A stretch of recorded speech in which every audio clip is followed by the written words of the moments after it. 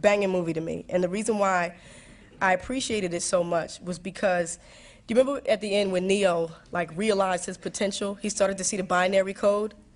You remember that? The whole world? Well, that's where I'm trying to be spiritually. I'm trying to see the word of God in the whole world. So every time that agent throws a punch, I'm like, I see you.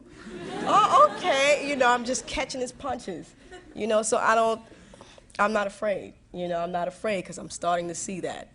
You know, things are just, situations materialize themselves and, oh, he's an agent. You know, but here's the trick. Here's the trick. Here's the trick, is that you have to remember that sometimes you can be an agent. You can be an agent to yourself.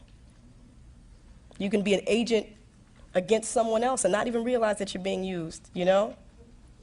That's the Matrix.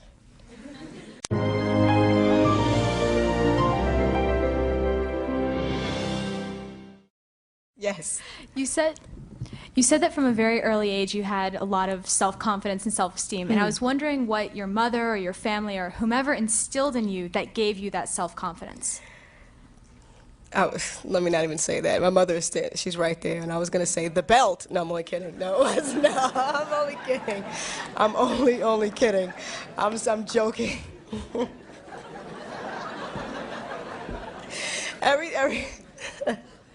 Every time I say that, my mother thinks that I make her look so bad, but no, there was just, you know, a friend of mine put it this way.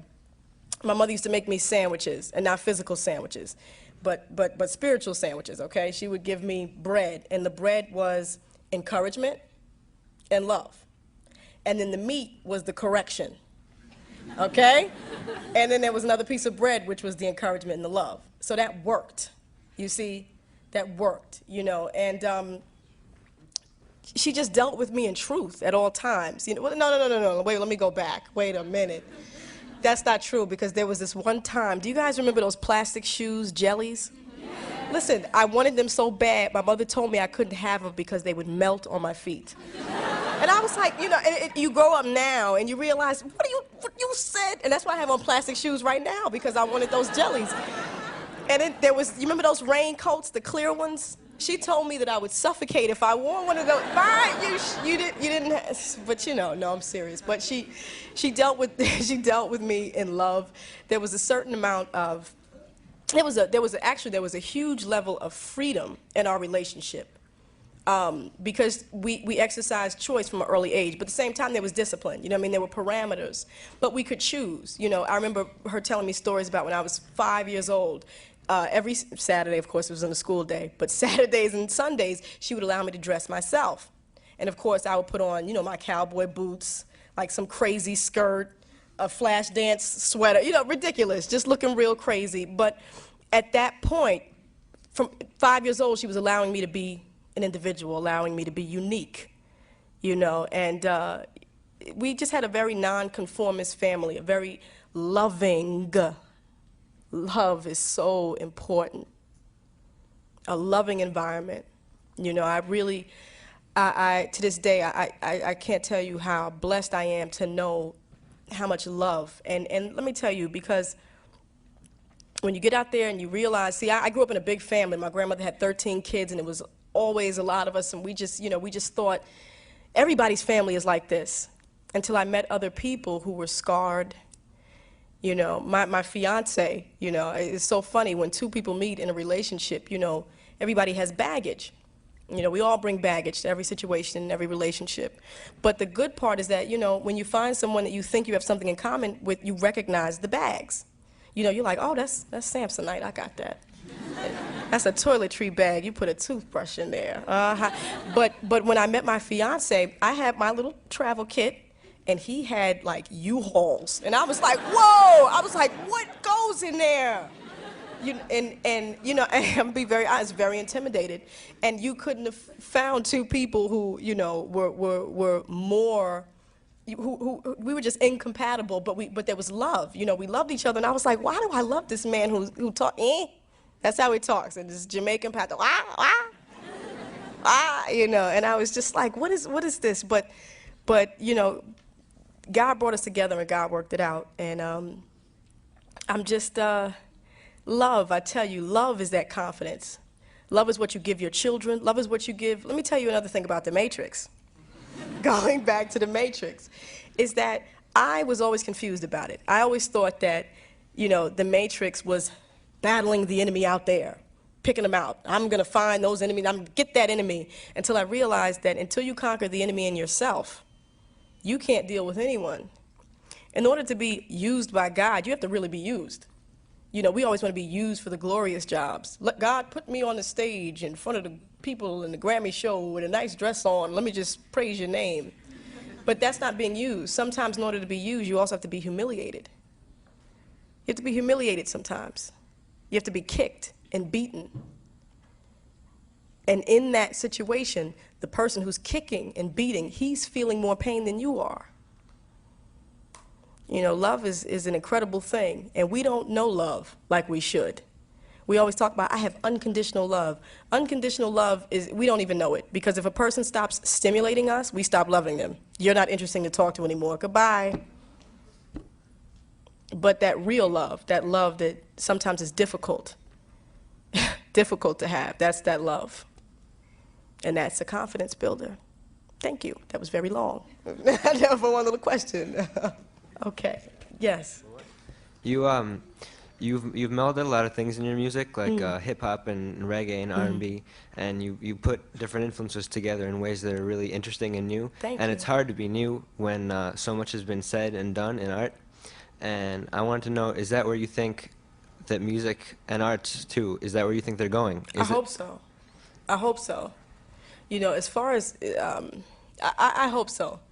I hope so. I'm encouraged. You know, I'm very encouraged. I mean, I'll be very honest with you. As a musician today, I'm not in the studio right now, and everybody in my world thinks I'm crazy. What's going on? You need another album out. You know, the time is running out. You have a window, a certain window to make music. And for a little while, I listened to that. And I was like in the studio working real hard, trying to get it done. And you know, music was created. Definitely music that I think people will appreciate, but it wasn't my best. And it wasn't my best because there was no substance. And there was no substance because there was no experience. I'd gone from the studio to the stage, back into the studio again. And the only reason why The Miseducation was the album it was because of a myriad of experiences that took place before the production part, before the creation. So what I realized is, you know what, I can't create and not live. I can't be in this vacuum of, you know, of creativity without life. So, you know, in hip hop, we're all trying to get to this next level without, as my brethren says, without the next level finding us. You know, it's like life is peaks and valleys. And some people think some people explain that as good times, bad times, but I actually think it's learning or let's say, learning mastership, okay, or study mastership. Now, I went from the top of one mountain. I'd mastered something. I'd mastered something and people appreciated it. But, you know, once you're on the top of that mountain, you have to go this way. But in hip hop, everybody's like, I'm not moving. I'm the master. I'm great. I'm dope. I'm hot. I'm here. I've arrived. I'm not going anywhere. And that's what you stay stuck on top of one hill, one mountain, when, you know, God's intention is that we study and master a bunch of different things.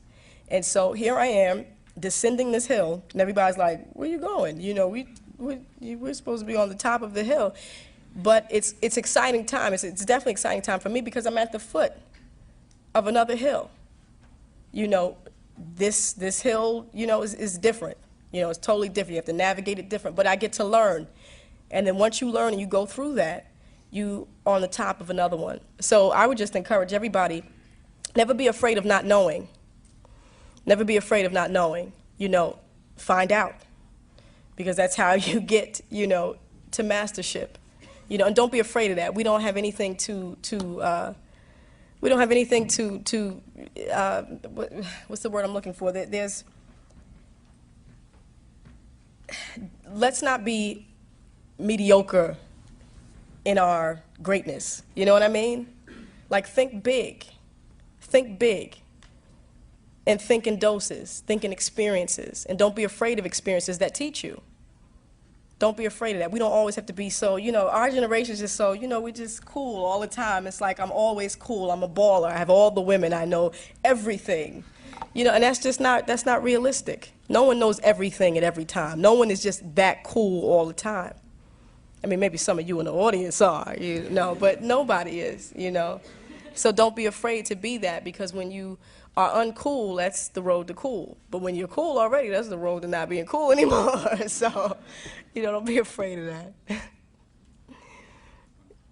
Did I hopefully gave you some insight as to music? I'm sorry, guys, I'm not a very good speaker. Was that it? Oh.